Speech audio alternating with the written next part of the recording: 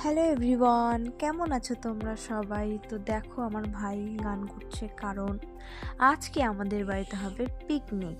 হ্যাঁ বন্ধুরা, পিকনিক হবে। তো দেখো আমার ভাই বাজার থেকে নিয়ে এসেছিল একটা বড় পোলট্রি মুরগি, যেটা রান্না হবে। তো আমার মা এদিকে মশলা রেডি করছে, পেঁয়াজ রসুন আদা এসব। তো রান্নার জন্য উনানও ধরিয়ে নিয়েছে। তো ভাই আর আমি চলে আসলাম দোকানে কিছু মশলা নেওয়ার জন্য।